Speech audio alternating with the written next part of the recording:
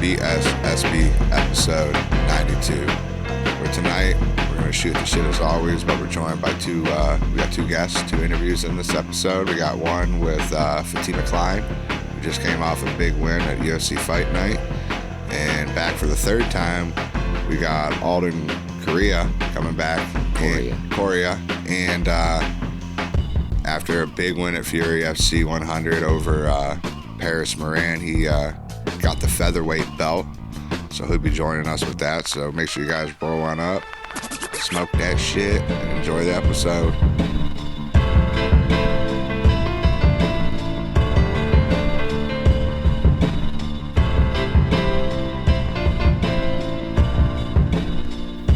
Husband Gold's video is entitled "Trump Needs to Make Pokemon Cards Illegal." See why he says this. We need to get rid of this. Like, this is crazy. People are going ape shit over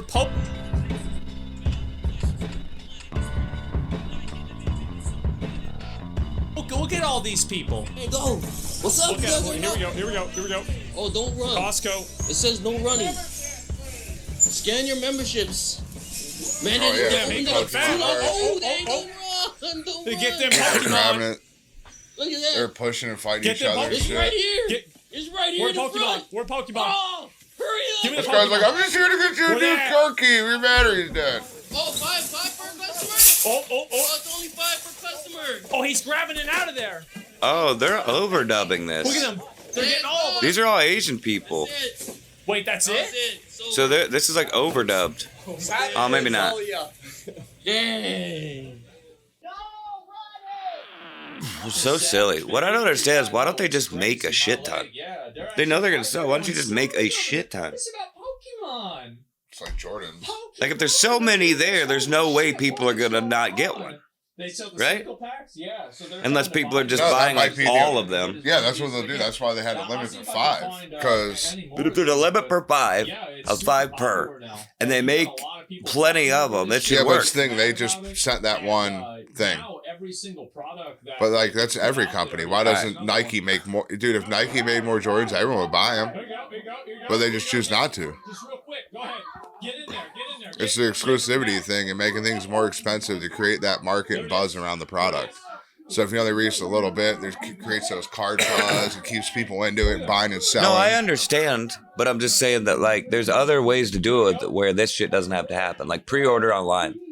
Pre-order is a way to do stuff like that. That, or if you're Costco, So then you make as many as you or were ordered. like some stores, you would have a separate line. Yeah. Like if you're going to Costco and you're just shopping here, but if you're here specifically for these Pokemons, you stand here, man. It's 1 per person, 2 per person, and Yeah, they fucking just, and then they sell them to you right there at the counter. hand them. Yeah, exactly. Like that's the way to do it. No, for sure. It's, like, this they is- they This don't is the care same enough. shit on Black Fridays Yep. where you see people fight and all that Exactly. dumb shit. So you're like, look, these dudes would have grabbed. Look, this dude trying to grab Two two. bucks. Look, Two full things of them. Yeah, because they're gonna sell them online. Got $2. All right, That's yeah. it. No one. Yeah. Oh, whoop. It's gone. There we go. Is there a limit? I don't know. If I was somebody, I would have just taken his card. Limit of 10. There you go. But there's 7 in each box, and you've got like 2 boxes. You can't even count. Wait, that's it? Look, that's all they put there. It's gone. That's why It's over. this shit's stupid. It's over. man. There it is. It's done. Yep. They should probably Like limit that it lady to 1. didn't even need to leave. Yeah, they should. You just stayed there, and now she can move the pallets back. Yeah. Like, I'll be real. I think Costco should limit it to 1. This type of That's what Coheed started doing. It's limited. They limited it 2 per customer. A lot of websites like Because they would just sell out in 5 minutes. yeah, there's a few websites that that's how I was able to get like you then can't they'd all go be on there online and for buy twice as that one shirt I got. That's why you can't go on there and buy. You can't buy 9 or 10 of them. You can buy A lot one. of places for pre-orders now, it's 2 per customer. Yeah, that's it. Usually, if you want to buy more for wholesale, you actually have to hit up the distributor. Dude, there's some shoe stores that are when you go in there, I'll show you these. Like some people will hate this, but like when you buy, like, say this was an exclusive shoe, what they do is you go into the shoe store and you buy it, and for you to buy it, you have to take it out and put it on your feet. or they go like this to your shoe and they grab it and like They squeeze it and and make sure it's legit. No, they do something so that it's not a perfect dead stock shoe, so you can't go resell it for thousands of dollars. Wow. They basically like they'll cut it or put a mark or they on make it. you put them on before you leave. Like you have to put them on before you leave to buy them and shit like that. So that they're used now. They're used now, and now you can't go sell them. There's some stores that make you do shit like that to prevent fucking. Well, who's gonna tell them that it's used? That you put them on in their store? You could tell. You could tell. You put it on one time for like those a split second. You take your foot those off. people would be able to tell. Swear to God. I highly doubt that. Oh, dude, those people. So let's say this is a brand new shoe. Brand new shoe. I go. And you got to walk out with it. I got a clean sock. No, you got to walk out with it. You have to walk out of their store with it. With it on your foot. With it on your foot, yeah. That's stupid. Yeah, that's what they make you. That's dumb. Because they hate. You got to put your shoe. These shoes aren't even for me. They hate resellers. These shoes aren't even my size. What are you talking about, dude? Well, they're just. Like, what about then? Well, they're just for the exclusive ones, like the ones that drop that, like. All right. They know are gonna go for thousands of dollars. It's a dude buying them for his son. He can't put them on. I don't know. Ask them. They're the ones doing it. Hey. It's not me. Guys. I'm just telling you what they did. I don't know. It makes no sense. It's stupid. But I like it personally. Because all it is just... I see why they do it, but I don't understand why they can make someone do that. Like, you can't make... I just bought them. Yeah, They're mine now. You can't make me do shit with my shoes. Like, at some point, that's like wouldn't hold up in court. You know what I mean? Me as a person, like, I wouldn't care, like, because I wear my shoes anyways, no matter what they are.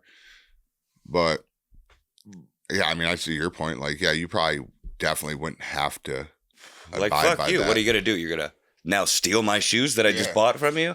What are you going to do? You going to arrest me? No, I think they make for not putting on the shoes I just bought? I think they make you try them on before you buy, and then you got to, like, put them on your feet or something. Where I don't know. Again, what if you can't? What if they're for your kid who wears 3 sizes smaller than Mark, you? I'm sure there's always what ifs in every situation. I'm just telling you what their rule was. Yeah, I think it's a dumb rule. So, I mean, yeah, we could say what if everything, but I'm just telling you what their shit was. Yeah. To me, it's just like who do you think you are? You know what I mean? Mm-hmm. It's that kind of thing. No. It's like me coming into your house and telling you what to do with your shit. Yeah, no, I understand it. I just said I see both sides. I like it for that reason, and then I don't like it for other. You know what I'm saying? Like I understand why they do that. For your, like I said, for your reason. Like, who are you to tell me I have to fucking put my shoes on and wear them out of the store? Yeah. All right. To that point, yeah. But to the other point, is the person that just really likes the shoe and wants to go buy it. I don't want to have to go spend $1,000 on it. No, like I should be able to go to the store and just be able to buy the shoe, and that stops a lot of those people because 80% of them don't even fucking wear them. But all of it can be prevented by just being like make more, or 1 per customer or 2 per customer. Yeah, and stop like you know what I mean. If they went back to the old way, like that makes that rule to me even dumber because I was like, there's way better ways to do it than forcing people to do dumb shit that they don't want to do. Because like some you could pre-order. I'd stop going to that store if they were making some you could pre-order. But others, it was back in the day. Remember, it was just like video games. Yeah, you would go stand outside finish line. And it was 1 per customer. But they didn't make you sit there and open up your video game. No, but I'm just saying, like, but that's how, like, back in the day, you stopped, like, you just went there and you had to go stand in fucking line, and you 1 per customer, and you just bought your shoe and left. Yeah. Like, I wish they would go back to that. And to me, that's because the people that's the amount, that's the extent of what you need to do to get them. Yeah, like you shouldn't have to then fucking devalue them because the store wants you to. Yeah, and they should make plenty.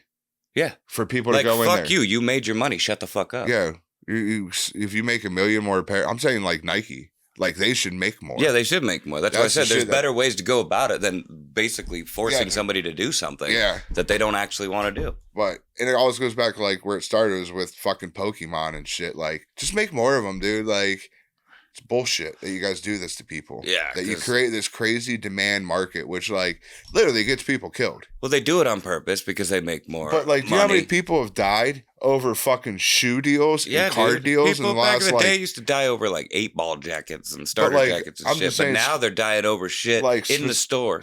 No, I'm saying like specifically over the last 5 years, 10 years, when like cards boomed and shoes have really boomed with like how the shoe game went crazy. There's so many people that have met up with people and got fucking killed and just robbed and taken of all the shoes right there or their cards. No, for sure. And it's like, whatever, you kill more people than weed. Yeah. Pokemon cards kill more people than weed. You heard it here first. You heard it here, This folks. isn't bullshit and shit and bulls. This is only the truth. Yeah. Only the truth and only. Auto.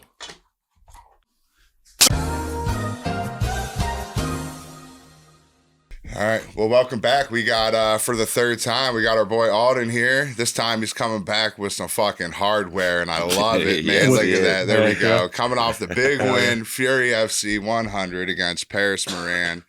So, hey, man, welcome back and congratulations. Yeah. Thank you for having me, and thank you guys. Thank you for all the support that y'all have given me. Oh, dude. Likewise, man. Yeah, likewise. We appreciate you allowing us to throw our logo on your equipment, on your gear, man. That's awesome for us. Yes, sir. A couple stoners trying to do a little podcast, and you're helping us out, and I love it, man. Yep. Hell yeah. So, hell yeah, dude. So you're coming off the big one, and it was really emotional. You let it show there in the ring, but to me, that's amazing. And just like you said, it's all that hard work you've put in. So how'd that feel to you stand up, the ref calls it, and the emotions go, man? How'd that feel? Felt pretty surreal, and even the night of, like, when I was in bed, man, I still couldn't even believe it. I was like, there's just no way that happened tonight. It all happened so fast, and man, it just feels amazing now, after I've let it soak in a bit. Yeah, so I seen that you cuddled your belt to sleep that night, huh? Yeah. Oh, I definitely did. I definitely did. No, that is awesome, man. Hell yeah. So that's sweet. So big win here. How'd you celebrate? Did you go out to eat that night, or I know you did a little thing last night, but did you do anything that night with the friends and family? Not really, man. I'm like a really big introvert, and I was just like, man, I really enjoy my time on my own. So I really just went home and just kind of, just enjoyed the night, like, to myself. Usually I go out, but I didn't this time. But we definitely celebrated this weekend for with these fights and with some friends. Ooh. Nice. Oh yeah. So I know it's probably the big question, and it's probably the big question you still have, maybe. So what's next for our boy? Where you headed? Are you got to defend that title, or are we talking to UFC, or what's going on? So I'm hoping there's really no, like, confirmed fight for the UFC or anything like that, but we're hoping for, like, a late notice, short notice, maybe like a week or two. Either that or wait till Contender Series at the end of the year. But if I have to stay busy, I'll defend it if I have to. Okay. Nice. Now, knowing you want that kind of, you're hoping to maybe get that late call a week or two out. Well, when will you start back at camp now after this? You taking a little break here, like a week or two off, and then going back in and just staying ready? I mean, I actually went back to the gym on Monday and did jiu-jitsu, and then I trained again on Friday. And I'll be back at the gym on Monday again. This isn't any time to, like, take my foot off the gas. Like, this is just the beginning. I said it was 13 years, but this is just the regional scene. Yeah. For the UFC, this is just the beginning. I gotta hit the freaking gas pedal to the floor now. Oh yeah, I like that. Because a lot of fighters, once they win a belt, they kind of fight to. They don't really fight to win. They fight to not lose. So Yeah. That's a good mentality to have there. For sure. Now, from Alden, from his first MMA fight to Alden with the belt, what's the biggest thing you've learned along the way? That's a good one. A win doesn't make you, and a loss doesn't break you. I've taken a lot of L's in the cage and outside the cage, financially, relationships, obviously in the cage. You can't just let one fight define you. You just got to keep working as hard as you can, keep your head down, because, all the other fighters below you are gunning for your position, and I just can't slow down. So that's kind of what I've taken away from all of this over the time. When I was younger, I was like, man, I can't wait to be in there fighting for a belt. I remember when I was like 13, 14, watching the LFC fights, watching people win belts, my coaches win belts, and I was just like, man, I can't wait to be there. So I just got to keep my foot on the gas and just keep going, and I got to keep my head on the swivel because all these guys are coming after me now. Oh yeah. So last night we was 3-11. What are your thoughts on that? How do you think that went? There was a couple late switches and fights, but what were your thoughts on the fight card? Man, the card was a 10 out of 10, but I mean, once they started switching it around, I felt like it was more of an 8 out of 10 card. But man, that card was still pretty good. Moicano versus Islam, man. I really wanted Moicano to pull it off, but I guess Islam just showed that there's just two different levels. Yeah. Unfortunately, that's just the way it is. But those guys in the mountains are different. Like those guys are real hungry, and that kind of showed with the Merab and the Umar fight. Those guys are both hungry, and I guess Merab was just a little bit more hungry that night. And he had something to prove. That Umar or like the Nurmagomedovs. Man, those guys are just tough as nails, and that's not a tough loss to take. But I mean, it's a tough loss to take. But I mean, I don't think Umar should be too upset about it. But yeah, it was a good fight. Who else? We had Holland and the Ryder. I had Holland too, but just a tough loss. Unfortunate. Who is it? Peyton. Man, I wanted him to win too, but man, the other guy just had that experience and. He stuck to his game plan and just kept working on what he needed to work on. Yeah, the Merab fight, that shit blew me away. That was two warriors going at it in the ring right there. Yeah, that was crazy. Hell yeah. Yeah, man, Merab's cardio is unreal. That cardio. Oh, he was still good to go. He would have won a couple more rounds, I think. Yeah, he could have fought a 10-round fight, I think. Yeah, he was looking good. And in that fight, which I'm probably you noticed too, but he took GSP for most takedowns in UFC history. In one fight? Wow. Oh, shit. Okay. In UFC history, That's he's crazy. GSP's was 90. And I think he had 6 successful takedowns last night, and he overtook GSP. Fuck, I didn't realize that's that. crazy. Yeah. That's crazy. Yeah, it's pretty wild. He did do went for a lot of takedowns. Yeah. He did. It was almost like he was fucking with him too. Like he got his leg and then he just threw it and was like, "See, I could have got you." Go for it again. Yeah, threw him down and he's like, "Get back up." That shit was wild. He was just that's tiring, man. Even just defending the takedown, even if they don't get the takedown, it's just so exhausting trying to stop someone that just continues to shoot and stuff. It's so tiring. And it worked so too. Tiring. He was tired as shit. And mentally, that's got to be hard. We're like, dude, this dude's just fucking with me at this point. You can't think about anything else other than that. Yeah. So, I did see you posted up. You got your big boy. You got yourself a truck, dude. Congrats on that. Oh yeah, thank you. Yeah, now I'm broke. I signed my life away. Yeah, at least you got a truck, man. You get around. Yeah, I definitely needed it. My old one was getting there. It was close to 200K, and I was like, man, I gotta get something new now. Yeah. Yeah. No, nice. Appreciate that, guys. That's awesome. Congratulations. New belt, new truck. Got a new year, man. This is 2025 is going to be a good one for you, my man. Yeah. It's a great start. Thank you. For the Chinese, how they have like an animal per every year. Like last year, it was a golden dragon. Yeah. This year, it's the year of the snake. Oh, shit. Yeah, the Cobra's going to be striking, dude. It's the year of the Cobra, dude. That's it. I love it. Hell yeah. It's got a nice ring to it. No, actually, I know that quite well. I went over to Taiwan one time for the Chinese New Year to celebrate it and to see what that shit was about. That shit was pretty cool to go do that. I went for the year of the pig. Ooh. Yeah. And you pigged out, didn't you? I pigged out. Yeah. Sure. This guy and his food, man. I love food. So, no, like I said, this one's we keep them short and sweet, man. I appreciate you stopping by again. Congratulations again. And thanks for wearing our fucking shirt in that little promo, by the way, you sneaky fuck. For sure. You never said anything. I popped it up on there. I'm like, this dude, look at him. I was like, I appreciate that. No, I enjoyed it myself. That was cool as hell. We really do appreciate little things like that. It means a lot to us. So I appreciate you guys having me on again. Yeah, dude. Anytime you want to come on, you let us know.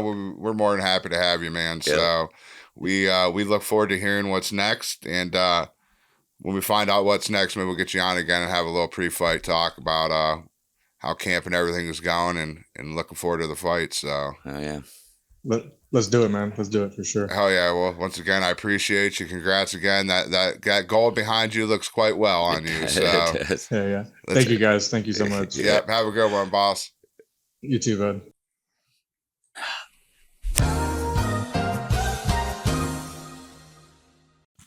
No TikTok, you won't stop.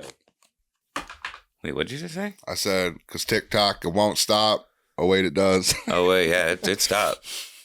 It stopped ticking and talking. Like I said, which to be honest, why everybody's upset about it, because like I said, there's probably 100 other apps out there just like it. Make that your new TikTok. There's another one already out that I think the makers of TikTok there's a couple of them have made. Because I was watching, and everybody's on it. It's like Red Note or something. I was watching a thing. There was like this one. It's called Lemon 8. It crashed out, and there was like 3 or 4 programs that are just like it. That people literally, when TikTok ban happened, they just went and joined that, but the apps crashed because they weren't ready for fucking. Well, they should have been. They knew this shit was happening. I know. They should have been like, "Here's our time, guys." Exactly. Promote, market, advertise. This is it. Like when American-owned company, just and do that shit. They could have marketed on it and played it so well, but now there's a few websites that fucking crashed hard. There's a company, that's what I understand. Like any company, Facebook, Twitter. Any of them should have already been on it. Like Elon Musk knew this shit was going to happen. Like, I just don't know why. Why didn't he develop TikTok or something? But I just don't know why. Instagram and Facebook went and just promoted their reels and their shorts more. Like, hey, TikTok. Yeah, because it's essentially the same thing. I think they're longer because I think Instagram actually just made reels, but like longer, up to 3 minutes. Yeah, that's what I'm saying. Like now is your time as them. Yeah, to flip. You're already Instagram and Facebook, and what I don't get, YouTube. Like because it's all about the program pushing the certain thing. Yeah, so like if you just were like, if the TikTok influencers would have just put all their shit on other platforms too while they were doing TikTok, don't you think it would have built up those platforms too and they could have just reverted to those ones? You would think so. Like, I don't understand. It's all social media. They all let you do that. Just upload your 30-second videos to Instagram. Because what we're saying, that we were talking about this the other night off camera when we were just shooting shit, but we were saying how probably a third of the shit I see on Instagram has the TikTok logo in the video. Mm-hmm. Like they're doing that anyway. Yeah. I don't understand how I understand this is devastating for some, and I do feel bad for people. Don't get me wrong. There's people that fucking up some people's income, but I was watching this this dude. He was a college student. And he DoorDashed, and they made a little bit of money like DoorDashing and shit to pay for it. Like he TikToked like himself DoorDashing and like through his day and stuff like that. Yeah, I think I heard about this guy. And made like, I don't know, like $500-600 a week doing it. And then they took TikTok away. Like that's someone I feel bad for. Yeah, because that was extra income. That was probably helping him pay his bills and shit. Yeah, because he was still having to DoorDash. Yeah, he was DoorDashing. He was a full-time college student. And that's what he was doing for his supplemental income, bring shit in, was like TikTok. And it was like, hey, I'm going to make $500-600 a week. I'll have plenty of fucking money now, and I can pay for my college and live. Yep. And those people I do feel bad for, but I don't know. I don't know why anybody... You would put your eggs all in one basket, as they'd say, as a TikTok, instead of spreading it out and making $500 or $600 off of TikTok, and then maybe $150-200 off Instagram. You know what I'm saying? They might not pay as much, but who knows? I'm not a fucking social media expert. I'm really not. Oh, I thought you were. No. Oh, my bad. No, I'm terrible. Tyler. Well, there's Tyler Thayer. Tyler Thayer, yeah. Shout out Tyler Thayer. What's his middle name? Robert. Tyler Robert Thayer. Yeah, he's so he knows we're talking about him. Yeah, Chuck T. He's a social media genius. I should ask him. We really should. We should have him on and get all these questions answered. Maybe he could answer the Pokemon question too. I've asked him a million times to come on. What the fuck, dude? He's scared. You ain't getting the sticker back here until you come on. Yeah. And nobody gets that sticker. What sticker? Remember the beanie sticker? Oh, yeah. We only had so many of them. I was like, this seems like a Tyler sticker. Yeah. Yep. So. But. Fuck you, Tyler. Get back on the TikTok thing. Anyway, yeah, fuck you, Tyler. And another thing everybody's saying is just I don't get it. Why are they banning it? Every other app does the same thing. Yeah, every other app isn't a foreign adversary. Isn't created and mining data from a foreign adversary. Yeah, that's the difference. And the thing is it's owned by the CCP. Yeah, and they're mining data, but they're also they're influencing our young people. They're influencing because their TikTok's completely different. They don't allow any of the crazy political ideology. Shit. They go beyond and do they push it on us. Well, they do facial recognition. They have all of your faces. Yeah, if you're out there, they steal they know your imagery. They know more. But not only that, but it links you to all your other apps and every all app, your other instant messages and every app DMs. On your phone. Yeah, they know all your shit. Yeah. It's wild. They did a lot more than what just like even so more like than what an the American normal company. app does. That's one thing. There's laws that protect us. They don't have to follow those fucking rules, and they can do whatever the fuck they want with our shit. Yep. They could be cloning us over there for all we know. Yeah, and then replacing us. Yeah, you know, when they inevitably try to take over because they're mining all their information. Yeah, like that's what I get. Like it's people who just don't think about it any further than their mind will allow or something. I don't get it. Like they have a band on their brain that makes them stop thinking at a certain point. Well, it's just because they're just thinking how it affects them. That makes enough sense. I'll stop there. Yeah, they just think of how it affects them in the instant, and don't hear any other aspect in the everyday life. It doesn't affect them, so they don't think about it because they're not proper like putting themselves out to inform themselves. And I guess maybe look and read why instead of just assuming it's communist shit we're doing. Because China still has anti-American propaganda. Yeah, they still do anti-American. They do not like us. No, the government at least. I want to go People there, probably have mixed emotions. You know what I mean? But like some of them are probably affected by this propaganda because there is anti-U.S. and they're going to hate us even more if the tariffs are put on and like it slows up their business and like they're going to hate us even more. Yeah. So we'll see. They're going to respect us. That's why you need to go buy your guns. Buy your guns. Have guns and plenty of ammo. You don't need 74 guns. You need a couple guns and a lot of ammo. Yeah, at least. I never understood that about people. They'll have like 300 guns. It's like, what are you going to do with all those? You can't shoot all those and carry those. But they only have like 30 rounds for this one and because the ammo's so expensive. Yeah, and it's like that's like buying a car you can't afford to fix. Yeah, you know what I mean? Like, come on. You can't afford to put the premium gas in. Yeah, it's like, come on, man. It's like, just have a solid 4 or 5 guns and just load up on ammo. It's like shit hits the fan. You can only carry so much. Yeah, like I'm not anti-gun at all. I'm definitely like America, baby. That's how we stay protected. But some people go a little crazy. I use condoms to stay protected. All right. Thanks for watching, guys. No. No, that's a different type of protection. Oh. But I get it. It's like armor. Did you ever double bag it? No, that's terrible. They taught us that, like never double bag it. Yeah, then it makes it's friction. Not only do you don't feel shit, but they're more likely to break. Yeah, you create that friction. They taught us that like 7th, 8th grade or some shit in some sex class. Yeah, I just remember that movie Can't Hardly Wait where Seth Green was about to have sex with this girl and he was bragging to his friend about it. He's like, I don't know, I better double bag it. I don't know where this chick's been. Like, now looking back at that, like we're talking about that right now, how awkward. All right, right now, we're 38 years old, 39 years old. Imagine having to give a sex talk to like 12-year-olds. How fucking awkward that would be as a teacher. As a teacher. But you know what I'm saying? Oh, no, I know. I was like 12 going in sex ed. Or whenever whatever age that is. Like, how awkward for that person. I know they went to school for it and they learned, but like, that's got to be fucking like, well, here comes all the boner and weird ass, like, there's questions and shit. This is the weird part, right? What I was in, I think it was 6th grade, maybe 7th grade. I think it was 7th grade. We had sex ed, right? Mm-hmm. And it was the home ec teacher who was teaching us, right? Yeah. And instead of having home ec, this week we were having sex ed. Gotcha. You know what I mean? And Mrs. Miller was the teacher. And here's the thing. Mrs. Miller, although she was an older lady, she was a very, very fit lady. She had attractive. A body. Yeah.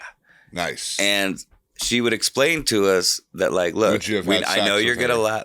Looking back on it, yeah, at the time, I didn't really think she was that unattractive, but, like, I didn't really find her hot. I didn't think about her like that. But looking back at it now, I was like, yeah, that was probably a big influence on why you had boners. Why I was really paying attention. Like, she was hot.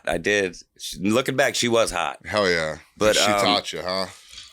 Yeah, but anyway, and she would tell us, she told us, like, look, I know some of this stuff, some of these words are going to make you laugh. Go ahead and laugh. It's fine. Yeah. You know what I mean? So she's telling us all this stuff. And and we're all giggling here and there, and I'm watching certain people. That I remember this girl Ashley was sitting at the table, like just catty corner of me, and I was like on this side, so she was like right here.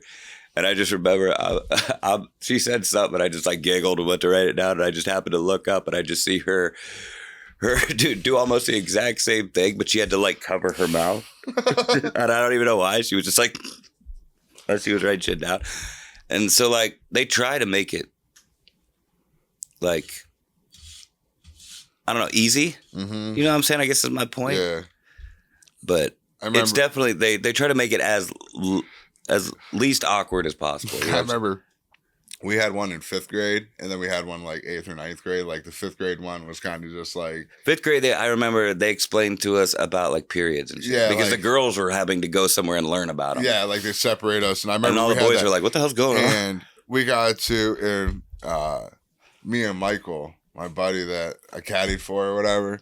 We were in the same class, and well, both of us we both have terrible older brothers. So they gave us a bunch of questions to ask. And they were like, because you got to write down anonymously, like questions. Yeah. Oh, bro, we were writing like, what's an angry beaver? What's a handy in the park? Like dude. What's a handy in the park? Like, what's a rusty trombone? Like, dude. You ever gave a Dutch rudder? It was like, dude, seriously. They had I can't remember them all. But I remember him reading them like 3 or 4 deep, and the dude just quit. He's like, I'm not doing this. Like, Mr. Perry, please. And they knew exactly who it was. But it was anonymous, so they couldn't do anything to us. Because me and Michael everyone else is laughing, and me and Michael are sitting there like this. I can't believe he's doing it. Before I ever took sex ed, there was an older kid that rode our bus. His name was Todd Patterson. Shout out to Todd Patterson. He was telling us how, like, he got on the bus and he was like, we took sex ed today. And we're like, oh shit, what was that like? And he's like, it was funny. She kept saying all kinds of words that made us laugh. And he's like, and my buddy just kept raising his hand and going like, what was that again? So she'd be like, orgasm. And he'd be like, what was that? I'm sorry, I missed that. And he'd be like, orgasm. And he would make her repeat words. That's funny. Yeah, dude. Those were the good old days. Back when there was no worries in our lives and we just laughed at everything. But then I took this class in high school, my sophomore year. And I forget what the fuck it was called. But bro, that class was wild. It was a cool ass class. There was like me, a couple there was like, I was a sophomore. There was like 1 or 2 sophomores in there, and the rest were seniors. And we got to marry a chick like in the beginning of the year. And like you had to live a life throughout, like the thing, like working, get money, and like. We never got to do that, but I saw it on like movies and TV shows, and I was like, we should do that. And then like she'd get pregnant, and then you'd have a kid like halfway through the year, because then you'd have to like balance like having a kid and shit like that. Yeah, like it was all weird and shit. Right? I wonder how many people actually got pregnant because they got hooked up with 2 people got hooked up like that. And actually like liked each other and got into it. And I was like, well, shit, if we gotta pretend like we're having a baby, and he like coaxed her into having sex. Oh, dude, I'd have fucked the shit out of her. She was hot, dude. She was a senior. Oh, she was, yeah, dude. Because somebody met like that and ended up getting married and having kids, right? Somebody, at least one couple. Oh, I'm sure. But in this class, dude, so the girls were having babies, right? And we literally had to watch video of real births. Of all the different kinds in this class, dude, we had to have our parents sign off on that shit, and we were in high school. No, in high school, I think there was. And at one point we did. There was one where just a regular birth. This chick we watched one in a bathtub. Watched one where the doctor brought in these fucking silver like hooks that fucking get in there went and grab in there, it up, pulled the fucking baby out. Oh, dude, yeah, like we watched like 5 or 6 different births, dude. It was the craziest shit ever, and I'm watching this shit in school. Dude, this shit was crazy as fuck. Oh. Yeah, man, it was wild. But it was probably one of the cooler classes. That class right there actually taught you more about life than any other class. Like, that should have been a class everyone took. Yeah. Because, like, you got a paycheck that was, like, the average of people in our area. You know, you actually, like, you had, you got, like, she brought in, like, the Sunday papers and shit, and you would shop through, like, there looking at deals. Like, you'd have to buy food and, like... So it actually taught you how to like manage. You got a paycheck? like on paper, like so it was a like project hypothetical throughout the entire year, but you learn shit in between it as you went along. Like, hey, you got a job, and then we did similar things with like business, like learning how business works. So they bring in like monopoly money, and we have so much money, and we'd have to use that money to run our business. And then like, so you both had to like jobs or whatever it was. Everyone spun, so everyone was on different like scales. You know, everyone got random jobs, and then after you did that, you went like a month or two, and then you got a car. And then a car payment got put into the equation. So it's teaching you life, essentially. Yeah, no, it's the best class and shit like that for actually teaching you like about money and managing it and bills and like not learning slope intercept form, which I've never used to this day. Like in 6th grade, we had a class kind of like that. It was called life skills. And they taught you a bunch of different like practical shit. And then later, like the next grade, it became like the same teacher was taught home ec. And but this shit was dope as fuck. It was probably the coolest class I was in high school. All right, I got this for you. Little thing here.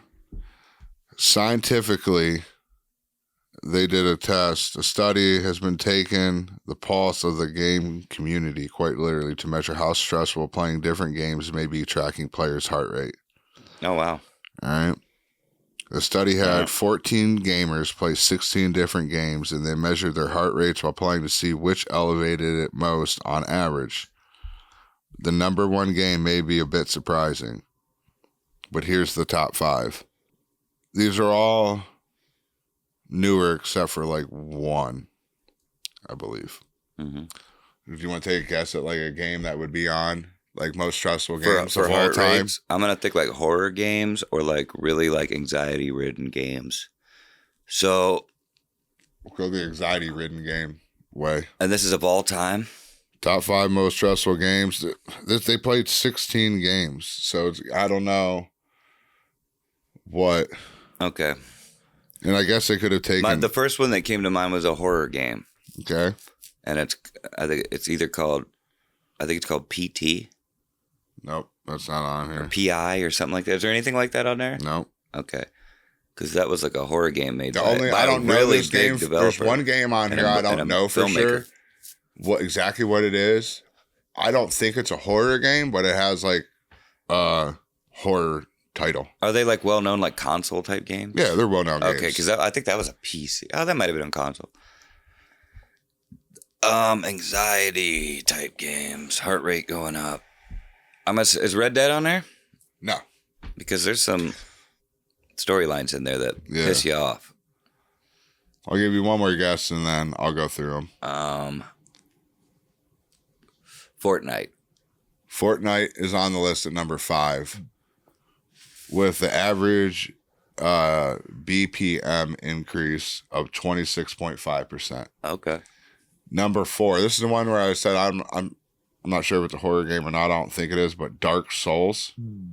Yeah, that's a hard ass game. Those games are hard. It's the same people that made that Elden Ring game. Your increase goes up 28.13%. Wow. Number 3 is Call of Duty.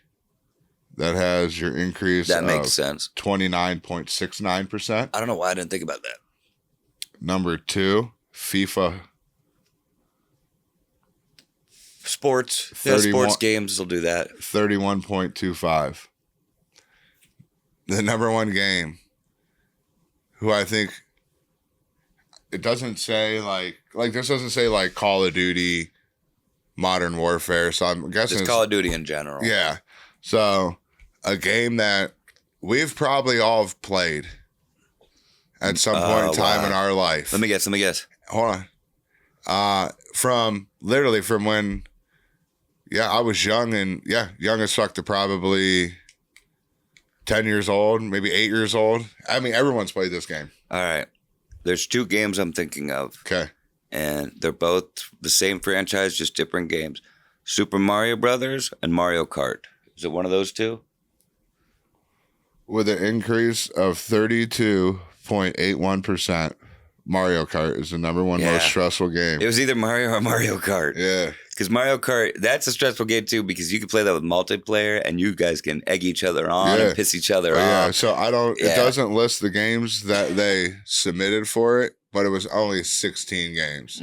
So those were the 5. I'll go through them real quick. Fortnite at 5. I'm high. I don't know why I didn't think of that in the first place. So we had Fortnite at 5, Dark Souls at 4, Call of Duty at 3, FIFA Soccer at 2, and Mario Kart at 1. Damn. If there's any games, I know Mark mentioned a couple. If there's any games you guys that pissed you off or stressed you out, let us know in the comments. Yeah. At first, I think I was kind of thinking of it incorrectly. Once you started naming them off, I was like, okay, I see what they mean. That's cool. I like that.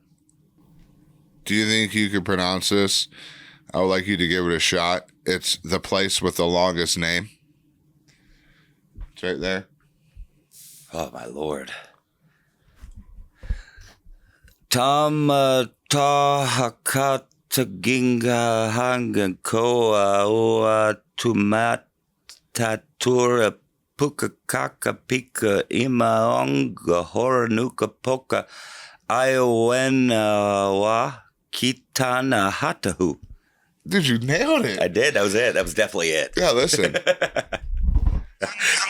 Listen, they got a song for it. You ready? This is how long it is. Oh, shit. Yeah, put that up there. Here you go. You ready?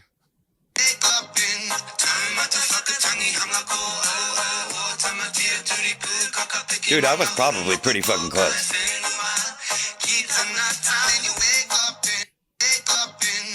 for you, Lee, man.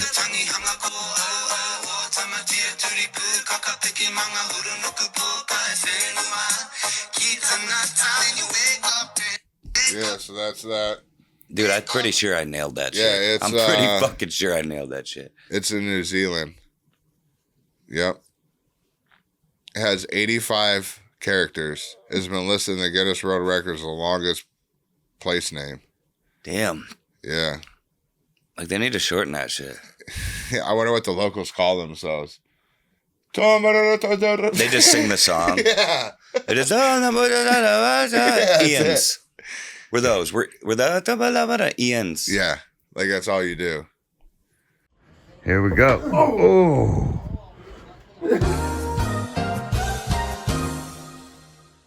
All right, cool. Well, tonight we got Fatima Kline with us after a huge win at the UFC Saturday. Yeah, thanks for stopping by and joining us. I appreciate it. Yeah, thank you. I'm excited to be here. Hell yeah, hell yeah. Well, first of all, congratulations on the win. Second, congratulations on being an aunt. I've seen those 2 beautiful little babies. That's awesome. Yes, thank you. Thank you. I'm like super excited about both the win and being an aunt. So it's been 2 good things at a time. So I feel super grateful right now. Oh, yeah. Yeah, hell of a way to start off the new year. 2025 is going quite well for you and the family. That's cool. So this is your first fight here in the UFC where you actually had a full camp. I know you talked about it before. That makes a huge difference. Whereas before it was short notice. How do you feel that your plan went going into the octagon? Oh, I felt super prepared. You know, I feel like coming off of a 10-day camp, my debut, compared to 8 weeks is obviously a huge difference. I felt super prepared. I felt like my cardio was on a whole nother level. I felt like I was like just kind of shooting in every aspect of my game. You know, I felt my striking was sharp, my wrestling was good, my jiu-jitsu was. I feel like I was throwing up submissions left and right. So I definitely feel like my performance was an exact replica of what my camp looked like. Nice. That's always awesome to hear. Oh yeah. So after the fight, everything's settled. How'd you celebrate? What'd you get to eat? Did you get anything good? Are you like a foodie?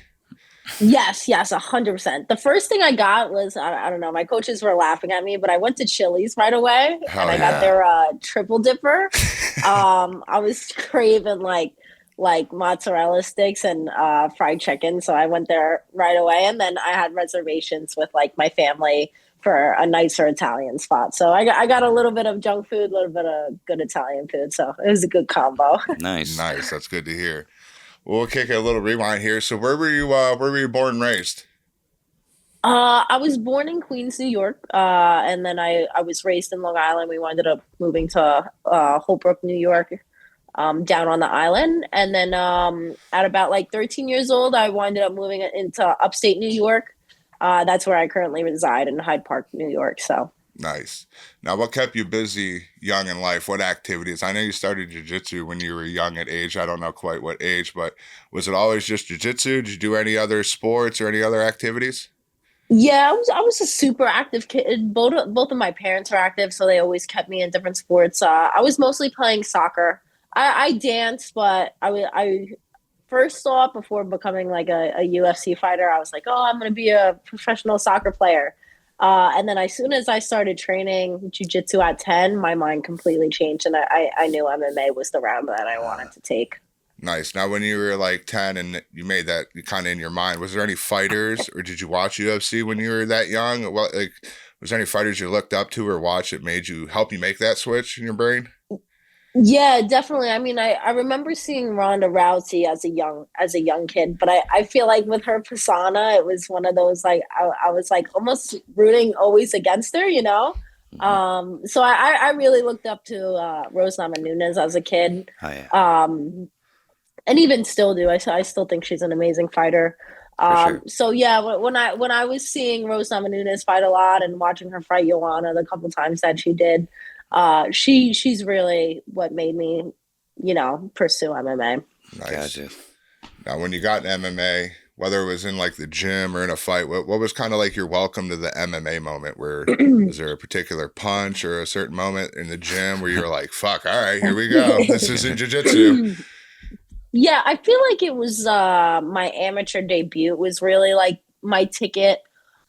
Just because like I knew I wanted to do it, but it's like it always seems like such a big dream that it feels so far away, but it's like a young person's game, So when I took my amateur debut at 18, and just the obstacles I kind of overcame through that, and I was super, super sick leading up to it, and I still ended up winning the fight, and I was like, wow, if I could do this on like one of my worst days, like just imagine what I could do on like some of my best days, and in the big league.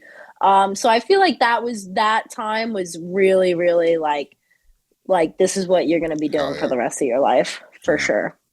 Nice. Now, I seen in the interview you said the post fight, I believe you wanted to try to get 2 more fights this year. If you did mention anyone and I missed it, I do apologize. But you definitely seem like a fighter that's willing to fight anybody at any time. But is there anyone in particular that you're eyeing in your weight class that you would like to take? No, I wouldn't say anybody specific right now. I think maybe the closer I get to top 15, maybe I'll have some names. I feel like as soon as UFC offered me Dudakova, I was like, yeah, right away, Even when they mentioned Jasmine on Tensei's Notice, I was like, let's do it. I've never declined a fight. I'm curious to see who they give me next. I definitely like to continue to fight more and more experienced people and better people with, good resume, tough fights, things like that. I feel like the tough fights early on in your career really, build a fighter to who they're going to be when they're a champ. So really whoever it is, as long as they're bringing the heat, then I'd love to fight them. Awesome. Last MMA question here before we get to some random ones. From your first fight to this fight, what's the biggest thing that you think you've gained knowledge-wise through all that experience? What do you think the biggest thing that's changed with you since that first fight? Oh, that's a good question. I feel like, yeah, definitely. I feel like I take my diet a lot more serious. I feel like at first, like in camp and out of camp, I'd kind of screw around a little bit with my diet. I didn't really have really someone to kind of be like, hey, this is what you should be doing. This is what you should be eating. And I'd be walking around like in camp super light and out of camp super light. I just feel like I wasn't like almost bulking the right way and putting on a lot of muscle and then cutting it and being super strong and big when I weighed in. And then I started working with Dawn from the PI out in Vegas.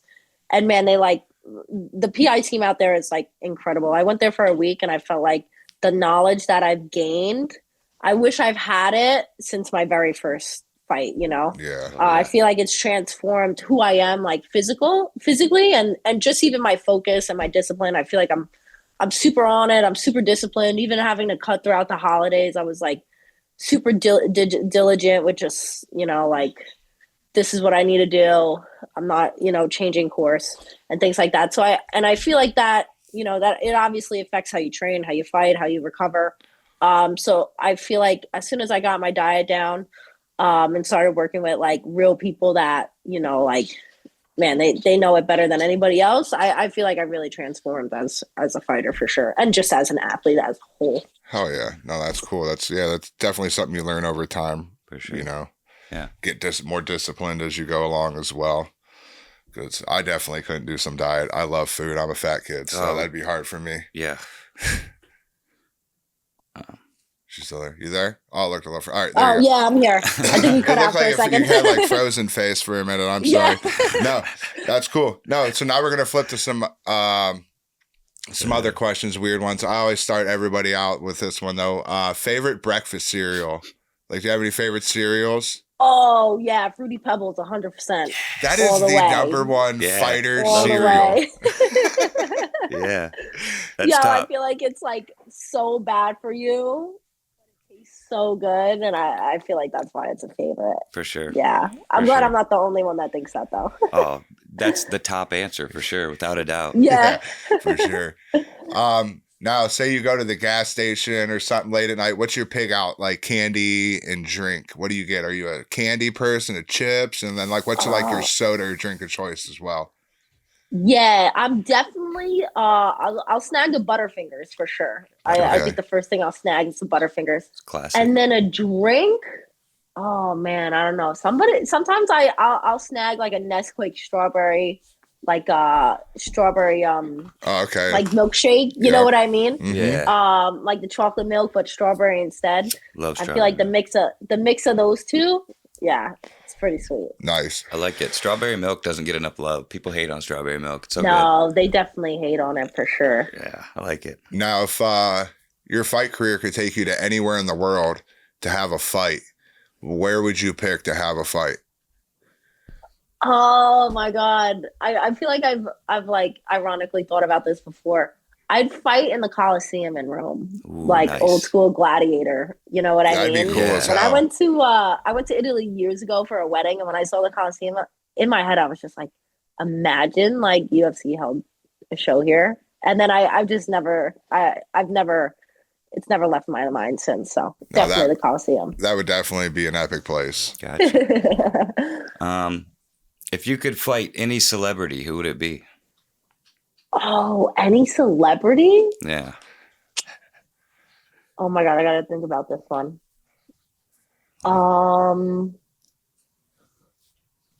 Could it be like, what's his name?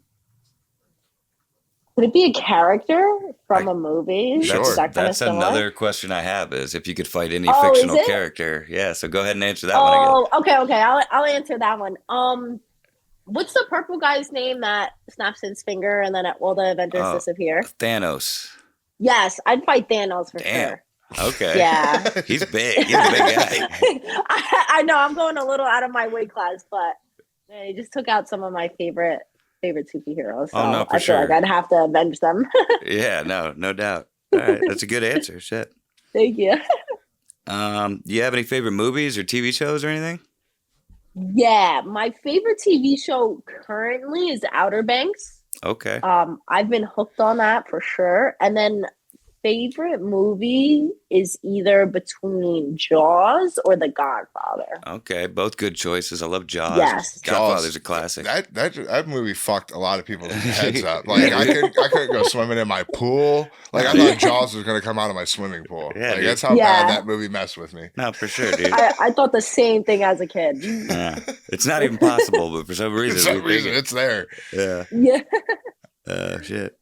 If you could wake up tomorrow and have any car in your driveway, what's your dream car? Oh, Lamborghini Aventador. What color? Green. Nice. Blacked out rims. Yeah. Ooh, that is like I drive past, when I go to the gym, I drive past Lamborghini Paramus every time on Route 17, and I'm just like, I'll see a green Aventador out there, and I'm just like, one day. Oh, yeah. I like it.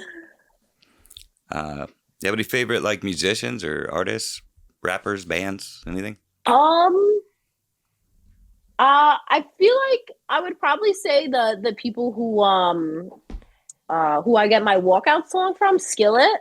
I went to one of their concerts before up in close to Buffalo. I really like their stuff. Okay, yeah, I've heard of that. Sure. I know Skillet. Yeah. Mm-hmm. Cool.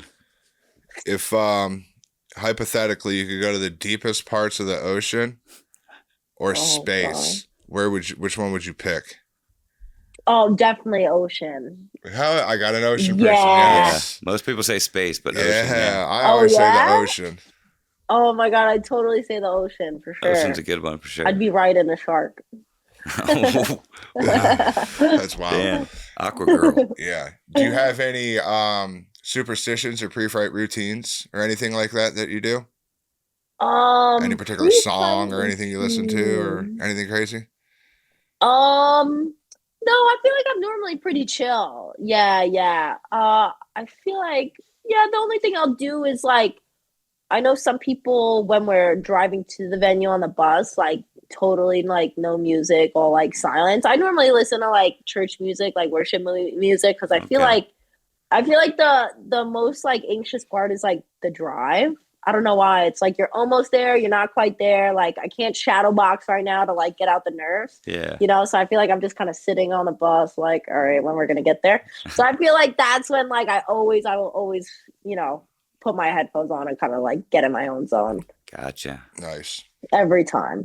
All right. So if you could go back in time or forward in time, what time would you go to and what would you do? Oh, if I could go forward in time. Oh man. I'd probably end up going forward in time. Okay. I'd feel like I would forward myself to winning a UFC belt. Okay. For sure. Yeah. I feel like when that happens, it's gonna be like legendary and like super unforgettable. So okay. I would rush myself to that point. So not far. I'd wonder who I'd be fighting too. Yeah. Far. I feel like I'd have so many questions like, where am I fighting? Who am I fighting? Yeah. Okay. Who else is on the card? So. Gotcha. All right. I like it. Yeah. No, that's a good one. Hell yeah. Like I said, this is gonna be short. Before we take off here, is there anyone that you want to shout out? Any sponsors? Any people? No, I guess I would just like to shout out always my coaches and my family and everybody who always supports me, especially everybody that came out to my last fight. Yeah, those people really mean the most to me, and of course God for riding his path for me and keeping me safe always. Nice. And then if you could leave any young female athletes with a word of advice that's looking to get into MMA, what would you tell them? I would probably say to have faith, take the leap. I feel like as a young kid, it seems like like I was saying before, such a big dream. Sometimes it almost seems like far, like it almost in a sense unachievable, especially being that young. Yeah. But man, find people that support you, find people that love you and that honestly want the best for you, and keep the good people around you. Awesome. Good. Well, thank you again. Congratulations on the big win. For sure. Congratulations on being an aunt. We look forward to seeing what the future in 2025 holds for you. Absolutely. And we'll love to have you back after another big win. Hell yeah.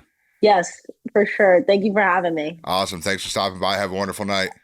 You too. Thanks. God. You all right? My God. All right, I got a question for you. What's up, dude? There's 3 contracts laid on the table. Yeah.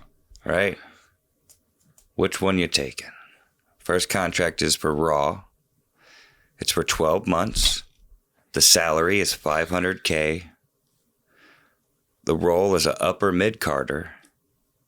Your mentor is Triple H.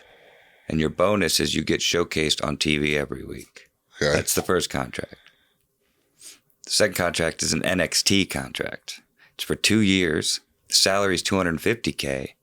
The role is a main eventer. Your mentor is HBK, the Heartbreak Kid, Shawn Michaels. And your bonus is a year-long run with the NXT Championship. And the third contract is for SmackDown. 12 months.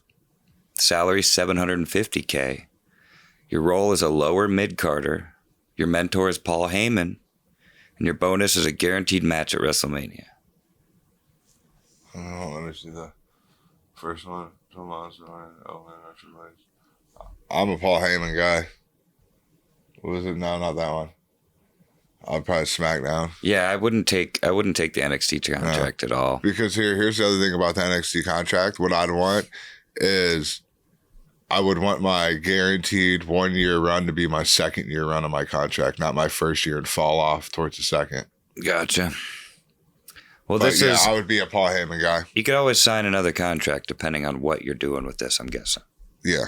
But my thing is I'd rather have huge hype and a champion going into my contract signing than lost the belt a year ago. So you're going with the SmackDown contract? Yeah. You would be a lower mid-carder. Your guaranteed match at WrestleMania is probably like something, something not a big match at all. You're probably losing in like a tag team match or something. You know what I mean? Or but I get know what I mean? I get a match at WrestleMania and get $250K more. I guess that's true. I'd go Raw because it's only for a year. You get $500K. You're an upper mid-carder. Your mentor's Triple H. He runs the fucking show. And you get showcased on TV every week. So after that year, you'll have $500K. Throughout that, you'll get $500K for that. Yeah. You'll be an upper mid-carder, so you'll be wrestling wrestlers who will eventually be up. But I look at it as like if you're wrestling a match at WrestleMania, you're probably showcased pretty good throughout that year on TV. They're not just going to throw someone that has no storyline or no nothing in at WrestleMania. Yeah, but that's not my point. I know. I wasn't able to finish. You're getting showcased on TV every week. Yeah. Triple H runs the show. You're an upper mid-carder, which means you're wrestling better talent. Yeah. Which means they have more faith in you. Yeah. And your next contract could be for a main eventer. Yeah. By the time you're done with this 12-month run. Or it couldn't be. Or it couldn't be. It doesn't matter. No matter what, I was doing things that got me in the main events area. Is this for your game? This is just a question. I didn't know if it was like for your game or not. No, this is just something I found online that somebody posted. Probably. It's from Wrestling Republic. I would still take SmackDown. Just because you're getting more money and you get Paul Heyman and you're at WrestleMania. Yeah. See, I'd be fine. I'd be fine with the Raw contract because that means that like my next contract or the one after that, I'm probably winning the title and being a main eventer. Bada boom. What would you guys do? Let us know in the comments. But yeah, that was episode 92, guys. I hope you enjoy it. Yeah, that was cool. That's cool talking to them guys, to him and her. Yeah, sweet. They, them. No. Thanks again to Fatima Kline and Alden Coria. He was, they're killing it, man. Yeah. They both look really, really good. Yeah. And, man, that belt looked real nice hanging behind him. Yeah, it did. I wish I had a belt that I actually won for something. Yeah, no shit. And then just buy because it was cool. Yeah, no shit. Yeah. But thanks, guys, for watching, especially if you made it this far. Don't forget to like, share, subscribe, tell all your friends. Pass a blunt. Pack a bowl, roll a J, vape, whatever you prefer, really. In your legal state, of course. Check out the merch shop. Rate us on all the places that you can rate us. And, yeah. Till next time. Later. Could you be more disinterested.